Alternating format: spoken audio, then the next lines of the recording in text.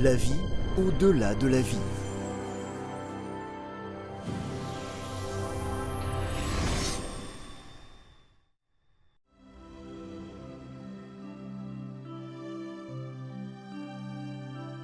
Yann avait remarqué depuis longtemps que certains défunts avaient comme des cordes qui les reliaient à la terre. Qu'est-ce que c'est ?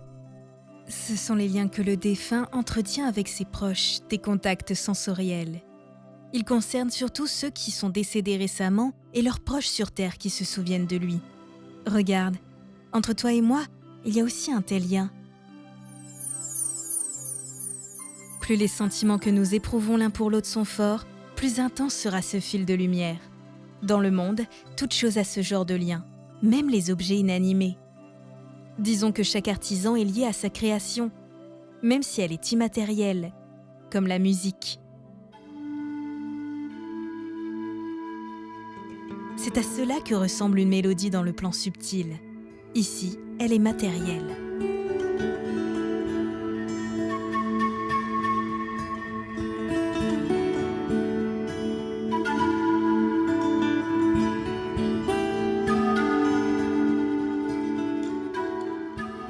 Et ces fils lumineux, pourquoi sont-ils si nombreux ? Ce sont les liens avec ceux qui l'aiment. Ses fans, ils l'alimentent en énergie et s'en nourrissent eux aussi à leur tour, des impressions provenant d'elle. Toutes les personnes sont liées avec leurs affaires, avec les personnes envers qui ils éprouvent quelque chose. Donc même avec leurs ennemis, ils ont un lien sensoriel, c'est-à-dire un lien énergétique. Généralement, cela a peu de sens puisqu'ils se transmettent leurs émotions et pensées qui sont souvent d'un niveau très bas.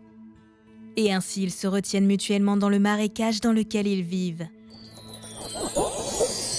Ils s'envolèrent vers la terre et constatèrent que tout le monde était pris dans ces filets de rayons lumineux. Les femmes en particulier peuvent exercer une influence forte, car leur centre émotionnel est plusieurs fois plus fort que celui d'un homme. Si elle se concentre sur une émotion, elle peut y rester pendant des heures, transmettant cette influence à celui à qui elle pense. Un homme ne peut retenir un état émotionnel aussi longtemps. C'est pourquoi on dit que l'homme est la tête et la femme est le cœur. Disons qu'elle souhaite recevoir une augmentation ou un cadeau de la part de son bien-aimé.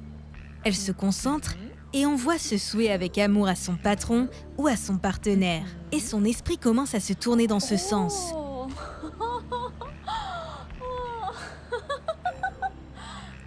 Mais le plus souvent, une femme attend passivement et ensuite se sent offensée. Mais le ressentiment, l'irritation, la colère éloignent la personne à laquelle elle pense. La rendent également négative à son égard. Bien sûr, une rage intense peut oppresser une autre personne et l'admet à faire ce que vous voulez qu'elle fasse, si elle est faible. Cependant, il est plus simple de procéder avec amour.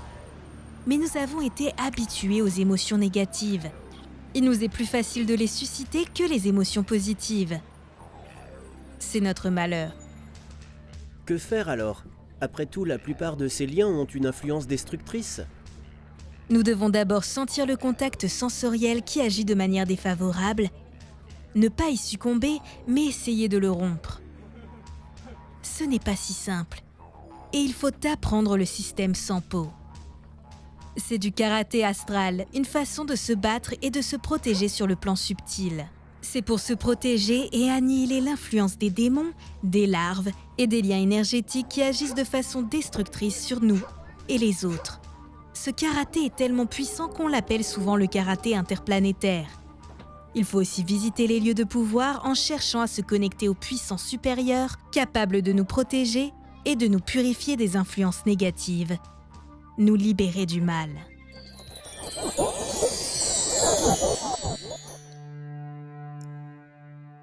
Voilà, regarde, ici vivait et priait un saint. Bien que désormais il soit dans le monde des anges, la grotte est toujours reliée à lui. Yann vit toute la montagne où se trouvait la grotte s'illuminer, imprégnée de la grâce du saint de ses longues prières. De la grotte et de tout ce qui appartenait au saint, de ses reliques, partaient des rayons de lien sensoriel vers le monde des anges, où le saint se trouvait maintenant. Quelque part plus haut encore, une colonne de lumière menait vers Dieu. Et ça, c'est quoi? Le saint priait Dieu et ses prières ont créé un canal avec ce lieu, dans lequel désormais descend la grâce de Dieu. De tels canaux n'existent pas partout, mais seulement dans les lieux où les saints ont connu Dieu. Dans d'autres, ils ne vont pas plus haut que l'égrégore des religions auxquelles appartenaient les croyants. Yann aperçut le nuage d'un égrégore, avec lequel il y avait un lien avec la grotte. Si le saint a connu Dieu, il est alors possible de connaître l'illumination dans ce lieu, mais pour cela, il faut vivre ici et pratiquer comme cet ascète, car l'influence divine transforme progressivement une personne. Yann vit venir dans la grotte une femme avec un enfant malade. Son aura et celle de son enfant étaient tachetées d'impuretés énergétiques. Les vibrations dorées les plus subtiles de la grotte les recouvrirent et commencèrent à remplir doucement leur aura de sa lumière.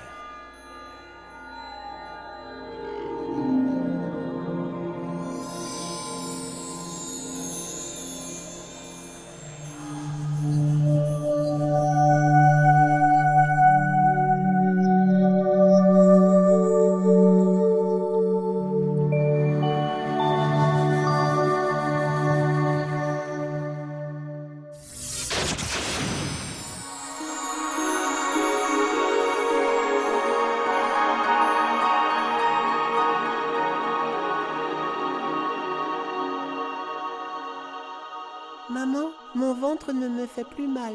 La mère serra son enfant et commença à pleurer, rendant grâce au saint pour ce miracle. Les fluides de la grotte les recouvraient de leur rayonnement, pénétrant tout leur être, emplissant leur aura de lumière. Pourquoi ces saletés s'attaquent même à des enfants? Les enfants ont un faible champ protecteur, et les adultes à l'esprit négatif, en particulier les toxicomanes et les alcooliques, transmettent leurs larves à leurs enfants, comme s'ils les infectaient de leur maladie à un niveau subtil. Les enfants doivent être protégés et tenus à l'écart de ce type de personnes, mais malheureusement, ils sont nombreux sur Terre. Les femmes, en tentant de maintenir leur famille avec un malfrat de ce genre, exposent leurs enfants à un grand danger.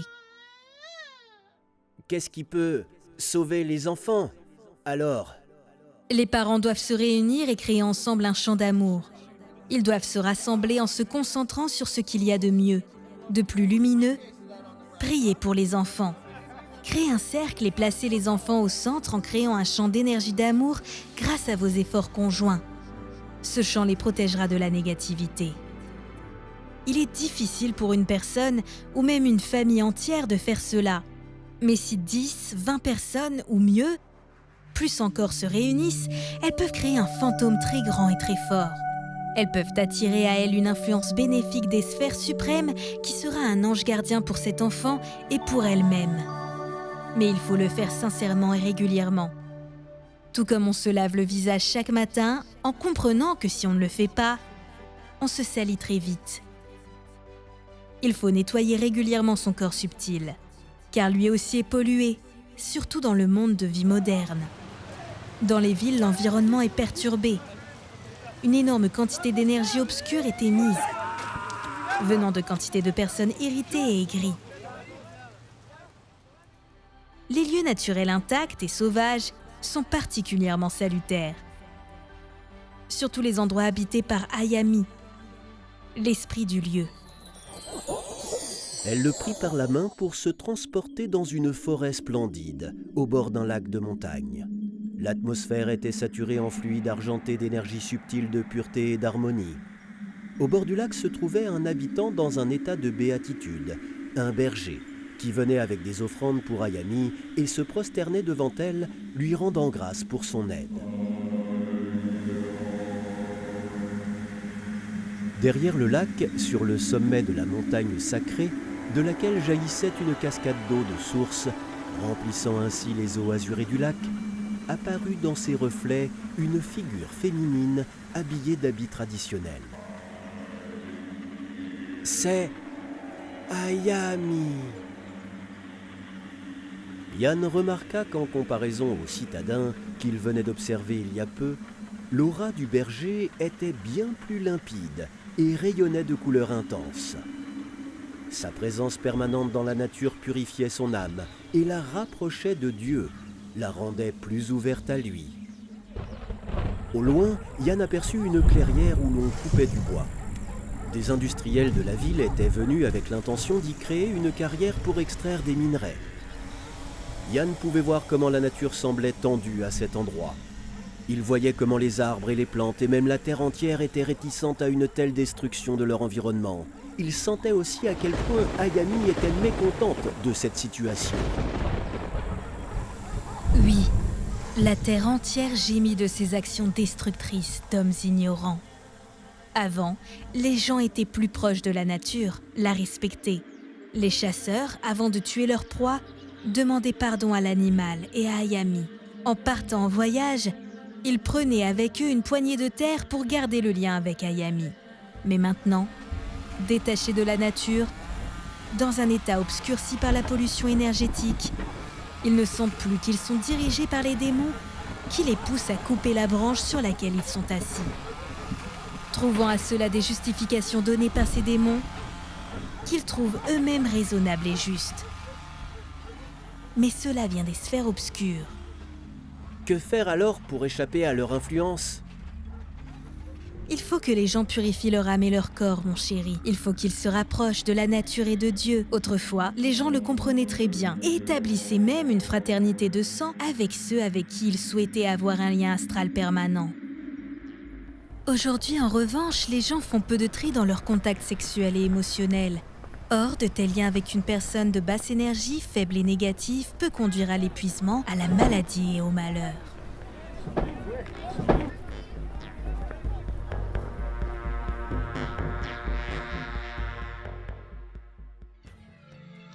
Le dessin animé est basé sur le livre « La vie au-delà de la vie ».